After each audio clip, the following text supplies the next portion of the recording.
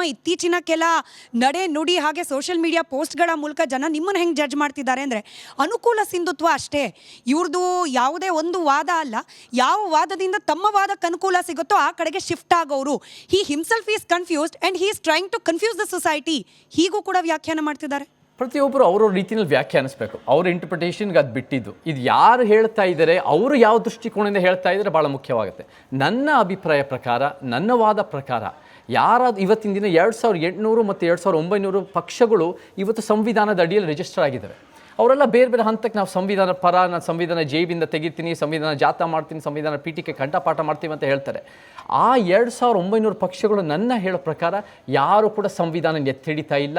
ಯಾರಾದರೂ ಸಂವಿಧಾನದ ಮೂಲ ಆಶಯಗಳು ಎತ್ತಿಡಿತಾ ಇದ್ದಾರೆ ಅಂದರೆ ನಮ್ಮಂಥ ಸಮಾಜ ಸಮಾನತಾವಾದಿಗಳು ಮಾತ್ರ. ಸೊ ಸತ್ಯಪಂಥನೇ ಸಂವಿಧಾನ ಎತ್ತಿಡಿತಾ ಇರೋದು. ನೀವೇ ನಿಮ್ಮ ಅಧ್ಯಯನ ಏನು ಅದನ್ನು ಕೂಡ ಪ್ರಶ್ನೆ ಮಾಡ್ತಾರೆ. ಇಷ್ಟೆಲ್ಲ ಮಾತನಾಡುವವರು ಅಂಬೇಡ್ಕರ್ ಅವರನ್ನು ಏನು ಓದ್ಕೊಂಡಿದ್ದಾರೆ, ಸಂವಿಧಾನದ ಬಗ್ಗೆ ಎಷ್ಟು ಅರ್ಥ ಮಾಡ್ಕೊಂಡಿದ್ದಾರೆ.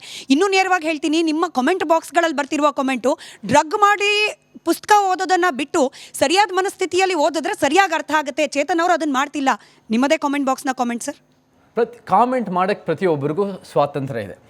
ನಮಗೆ ಅದನ್ನು ನಾವೆಲ್ಲ ಹೇಳ್ದಂಗೆ ಯಾವ ದೃಷ್ಟಿಕೋನದಿಂದ ಕಾಮೆಂಟ್ ಮಾಡ್ತೀರಾ, ನಿಮ್ಮ ಒಂದು ರೀತಿಯ ಬಯಸ್ಗಳೇ, ನಿಮ್ಮ ಒಂದು ರೀತಿಯ ಪೂರ್ವಾಗ್ರಹ ಪೀಡಿತಗಳಿಗೆ ಪ್ರಶ್ನೆ ಮಾಡುತ್ತೆ ಅನ್ನೋ ಕಾರಣಕ್ಕೆ ನಾನು ತಪ್ಪಾಗಲ್ಲ.